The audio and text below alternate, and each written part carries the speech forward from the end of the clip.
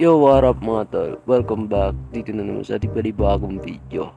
So ngayon mga tol, maraming nagpi-PM sa akin na humihingi itong aspect ratio mga tol, yung tinatawag nilang stretch screen. Parang ganito mga tol, parang PC style siya mga tol, no?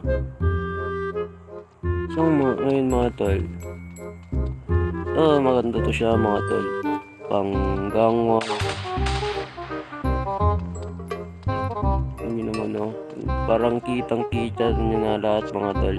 So ngayon mga tol, tuturuan kayo kung paano nga ba ito lalagay sa SAM launcher nyo mga tol, kasi yung iba nagka-crash mga tol minsan black screen nangyayari sa SAM nila mga tol, kasi yung nilalagay nila hindi tama mga tol. So tara, doon na tayo sa tutorial. So ngayon mga tol, no, nandito na tayo para download nyo yung link natin mga tol. Punta kayo sa YouTube channel ko mga tol. Yan. Tapos hanapin nyo to. Itong in-upload natin mga tol. Ito. Tapos punta kayo sa comments. Or ilalagay ko na lang yung link sa comment section na i-upload natin ngayon mga tol. Yan, pindutin nyo yan. Itong link na to for tutorial lang to mga tol, no?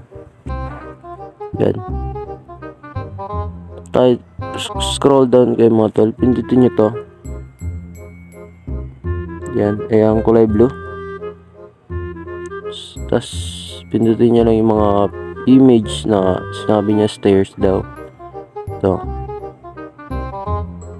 So yun mga tol, pag natapos nyo yung image, hintayin nyo tong 10 seconds mga tol.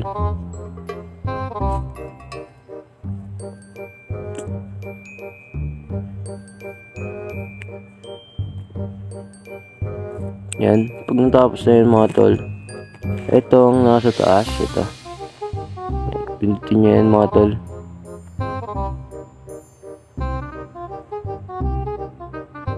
Yan, napunta na kayo sa media file mga tol, no? Tapos download nyo lang yan mga tol. Since nag-download na ako, hindi ko na kailangan pindutin yan mga tol. Yan, punta na kayo sa archiver nyo. Tapos punta kayo sa akin dito, napunta mga tol. Sa inyo yan, dyan yan sa download.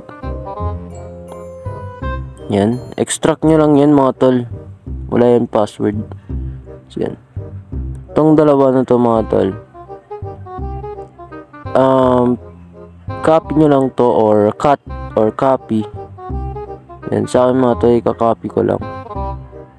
Tapos lalagay dito sa Android data. Tapos hanapin nyo yung file ng SAM nyo mga tol. Tapos dito, paste nyo na. Yan, ganun lang kadali mga tol. Try nyo na i-open yung SAM nyo mga tol. Hindi yan magka-crash mga tol, 100%. So, dito ko natatapos yung video mga tol. Subscribe na lang kayo sa ating channel. Let's hit 1,000 subscribers. So, dito ko natatapusin mga tol. Salamat sa panonood mga tol. Click that subscribe button mga tol. And click the notification bell para update kayo palagi sa mga bagong uploads natin mga tol. So, maraming salamat. Peace.